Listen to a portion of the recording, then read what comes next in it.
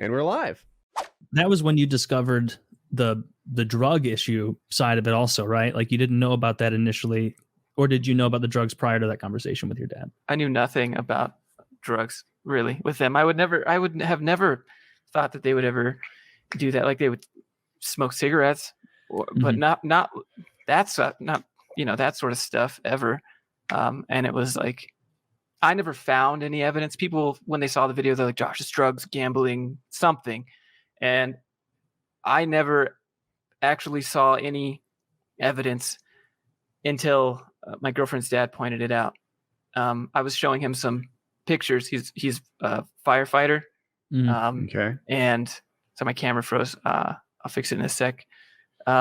He's a firefighter, and he looked at my dad's eyes, and he saw that they were just pinpoints, just tiny. He's like, Josh, your dad's not even in his brain right now. Like this is how out there. And that's when kind of the dominoes started to fall. Yeah. Let me just. What kind of drugs? Battery. What kind of drugs was it? Heroin and meth. Oh goodness. So not skipping right to the end game of drugs. Yeah. Jesus Christ. So and basically what had been happening is they'd been lying. Was it pretty much that whole time from the first cutoff from your grandparents that they had been, even before that, I'm sure, using that money, lying about what they were spending it on to get heroin? Yeah. So my dad would have these mysterious medical issues, and he'd say, I need to go to the doctor and get this and that. But he would never tell me what doctor. He would never show me a receipt, nothing. But, he's like, I'm going to die if I don't have it. I'm like, okay, here you go, Or they would do the triple dipping thing, I guess is what I would call it. They would call me. They'd call my mom's parents. They'd call my dad's parents. And they'd all ask each one of them for money, but they wouldn't tell you if they got money from someone. So they'd, get money from everyone and not say, oh, no, they already gave me money. We're good. They would just do that every day. So I'd have to tell them, like, if they talk to you and ask for money, please tell me so I know not to give them money and that I know that you already got it. And like, there would just be petty things like that. And I'd be like, why are you lying to me? I already know you got money this week, or I don't know, stuff like that. Yeah, that is rough. Was that kind of the final nail in the coffin of wanting to distance yourself, like realizing the duplicitousness, the trickery, and the drugs the whole time? Yeah. So I was under the impression that, first of all, my mom, my dad, and my sister were all living in Utah, but I was under the impression that my mother and my sister went back to go be a caretaker for my grandfather before he passed away, and that's where they were going to stay. And it was just going to be me and my dad here, and I was going to take care of him and help him get a job and help him with YouTube and do his whole channel thing and all that stuff. And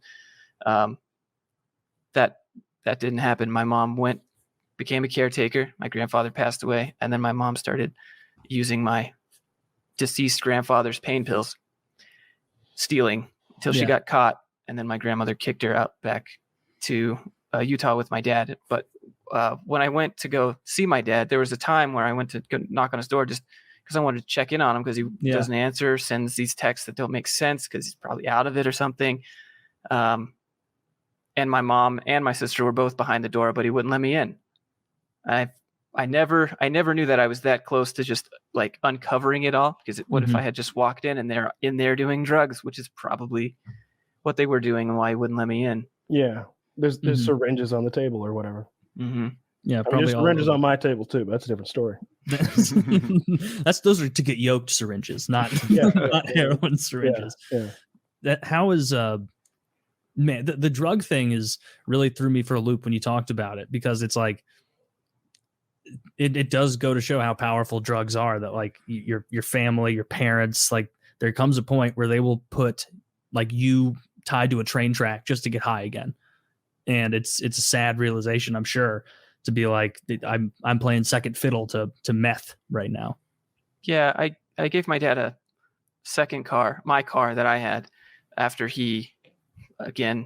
I transferred the title and all that stuff to him after they stole it, because I was like, I'm not dealing with this anymore. You guys can have it, and the insurance and all that.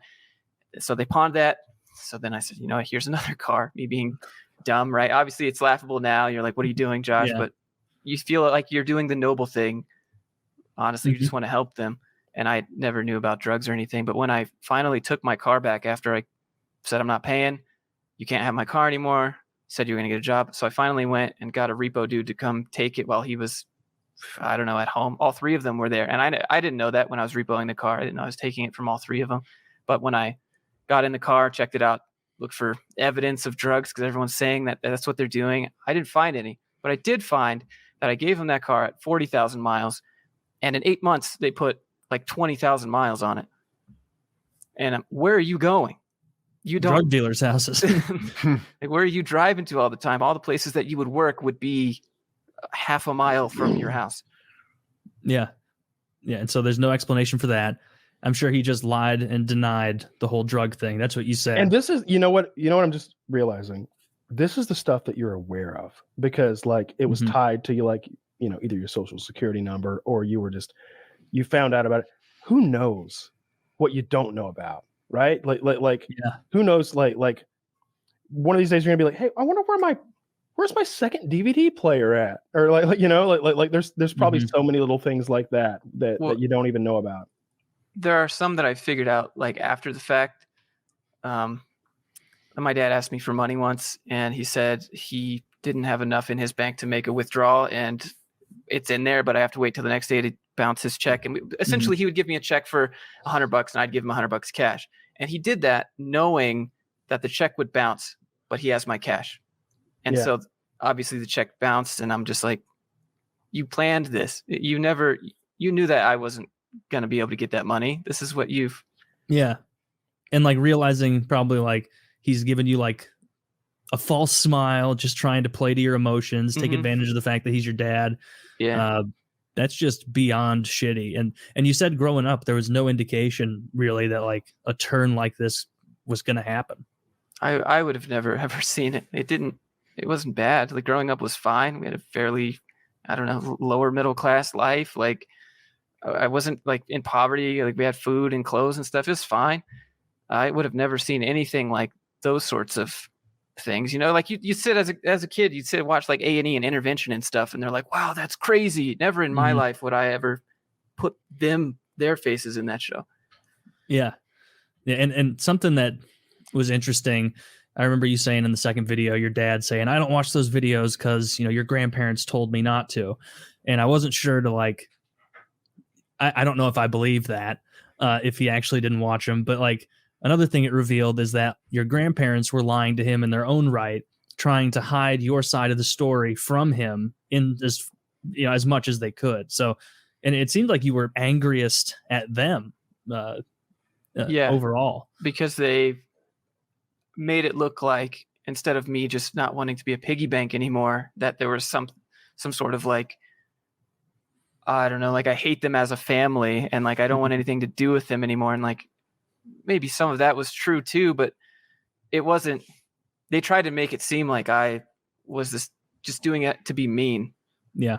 And not because I had given him warnings for like 4 or 5 months at a time. Every month is like, hey man, you got to get a job next month. Okay. Yeah, I will. And then the next month, hey man, look. And it went on and on like that for years, really.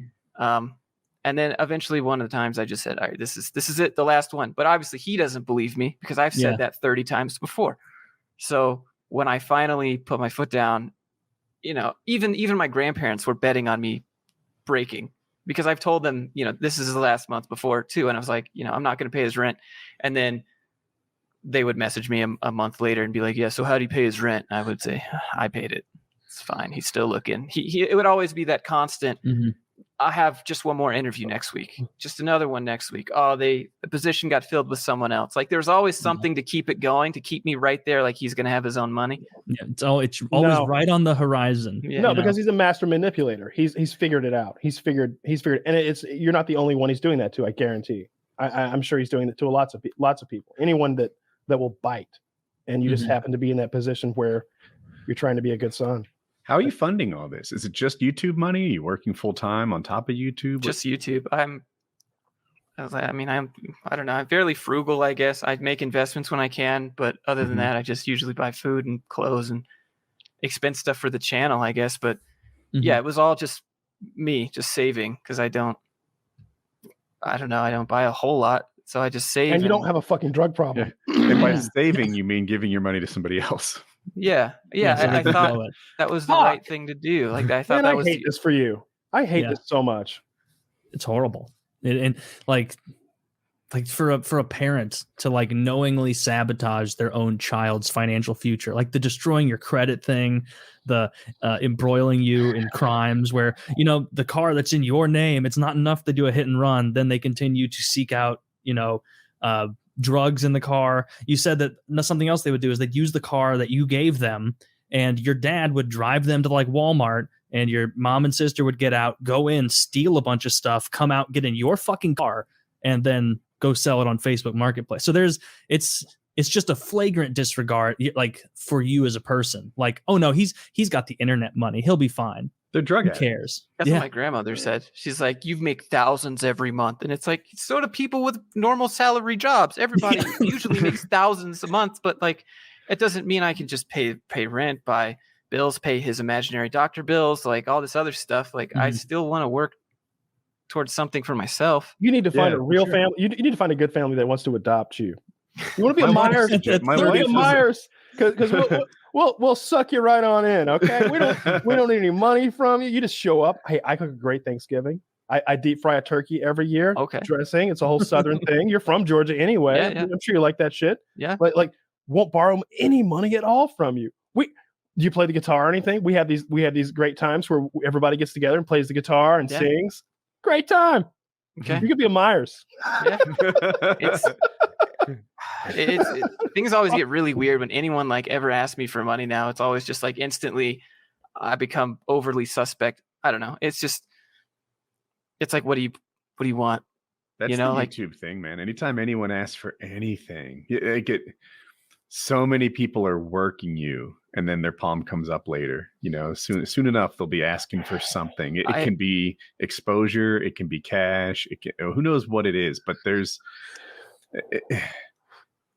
you just get guarded. You put walls up because the turn seems like it's always coming. The thing that people ask of me a lot is my time, and I'm very generous with my time. Like we've got this Discord of guys who are like part of our Patreon, and like anytime someone wants to talk about whatever, like I'll jump in a call with them and like chat with them. Sometimes for an hour at a time. Like my time I'll give away, but like, man, this whole idea of milking you for your money and like this repeated process of like, I guess you didn't know that it was drugs, but like it makes so much sense now that, you know, we know it's heroin and methamphetamine, like, which is an interesting combination. I don't know a lot about drug abusers, but I wasn't aware that I would have thought that you were either a heroin guy or a methamphetamine guy, like one or the other. You know what I mean? It's like, I think it was because if they couldn't get one, they would get the other. Yeah. But they're not the same. Who craves fire and ice?